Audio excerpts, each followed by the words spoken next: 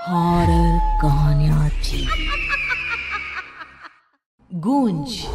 रात के ठीक 1 बजे तेज बारिश और कड़कड़ाती बिजली में अपने घर की बालकनी में खड़ी सुमन खोई खोई कुछ सोच रही थी। अंदर आ जाओ ना। उसके घर के अंदर से आवाज आती है। तब भी सुमन काले अंधेरे में खड़ी न जाने किसका इंतजार कर रही थी, जिसमें से एक औरत अपने 2 बच्चों के साथ उसके पास वाले घर में लाल रंग की एक कार से उतरती है और बारिश में भागती हुई सामने वाले घर में चली जाती है। हेलो, कौन? मेरा कुछ सामान तुम्हारे पास है, लौटाओगी नहीं? आपका क्या सामान? कौन है आप? और मैं तो इस घर में कुछ सेकंड्स पहले ही आई हूँ।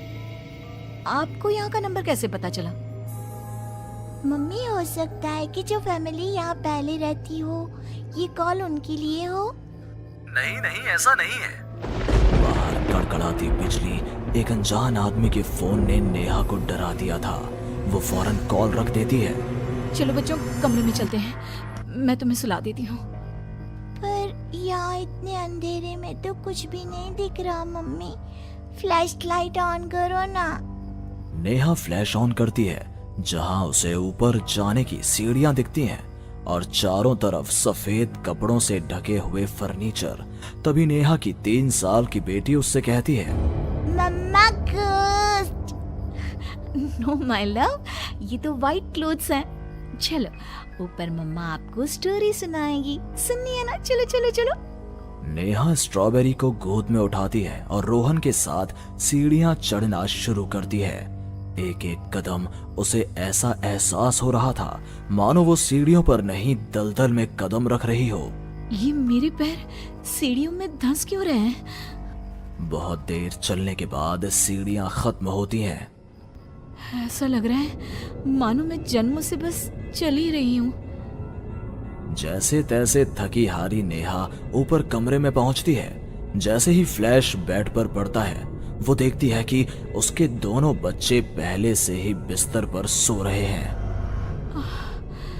मेरा सर चकरा रहा है। बच्चे तो मेरी गोद में थे, यहाँ कैसे आ गए? और वो भी मुझसे पहले। नेहा कुछ समझ नहीं पाती और बेसुध होकर जमीन पर गिर पड़ती है। अगली सुबह उसकी आंखें सूरज की किरणें चेहरे पड़ने से खुलती हैं। नेहा बालकनी में जाती है, जहां उसे सुमन अपने बालकनी में खड़ी दिखती है। ऐसा लग रहा था मानो सुमन रात भर से वहीं खड़ी थी। सुमन नेहा को मुस्कुराकर देखती है। हेलो, मैं यहाँ कल ही शिफ्ट हुई हूँ। मेरे हस्बैंड का यहाँ ट्रांसफ़र हुआ है। आसपास कहीं घर ही नहीं मिला, तब 40 किलोमीटर दूर यहाँ ये घर मिला। आप यहाँ पर कब से हैं? पता नहीं, सालों हो गए, यहाँ कोई आया ही नहीं। पर अब तुम आई हो तो राहत सी लगी। आओ ना घर पर। हाँ हाँ, क्यों नहीं, मुझे भी कंपनी मिल जाएगी। वैसे कल रात ना यहाँ कुछ अजीब महसूस किया मैंने। मैं आकर बताती हूँ। नेहा सुमन से मिलने उसके घर जाती है और पिछली रात हुए इंसिडेंट के बारे में उसको बताती है। ये तो कुछ भी नहीं है नेहा। ऐसे तो कई इंसिडेंट्स मेरी एक फ्रेंड के साथ भी हुए हैं और रोज होते ही हैं। सुमन अपनी कार में बैठी अपने नए ठिकाने की ओर बढ़ रही थी। जंगल के बीच से गुजरती वो खुद से कहती है, ये सिविल इंजीनियर्स की लाइफ ना बड़ी मुश्किल है। कहाँ जंगल झाड़ी में रहना पड़ेगा।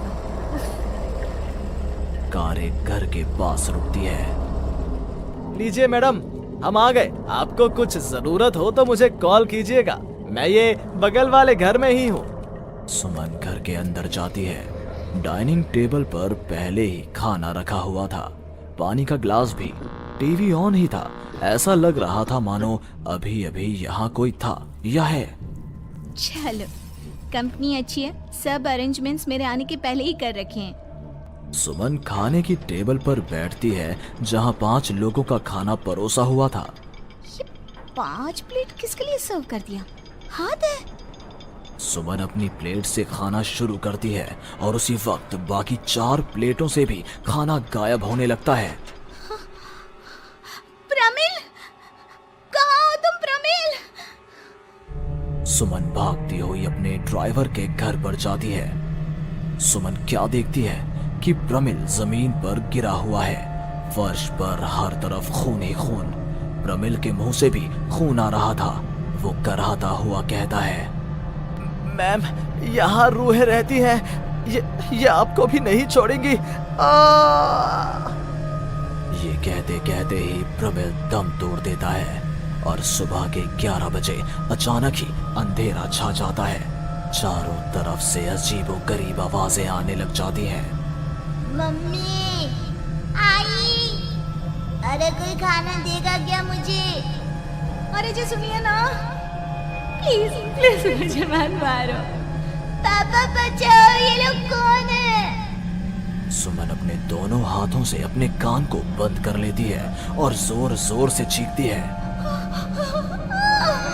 अचानक एक सन्नाटा चारों ओर फैल जाता है। सुमन प्रमिल के घर से बाहर निकलती है। चारों ओर घुप अंधेरा, वो भी कुछ देख नहीं पाती और वापस अपने घर की ओर लौट आती है। इससे अच्छी तो मौत होती, ये मैं कहाँ फंस गई। मम्मा गोदी। अरे सुमन, क्या मरने वरने की बात करती रहती हो? जाओ मेरे लिए चाय बनाओ। ये कौन बोल रहा है? तभी अचानक से घर की लाइट्स ऑन हो जाती हैं। सुमन देखती है कि वो किचन में है।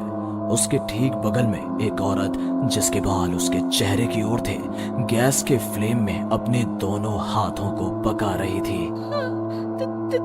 तुम कौन हो? कौन हो तुम? और यहाँ क्या कर रही हो? इनको बहुत पसंद है मेरे हाथ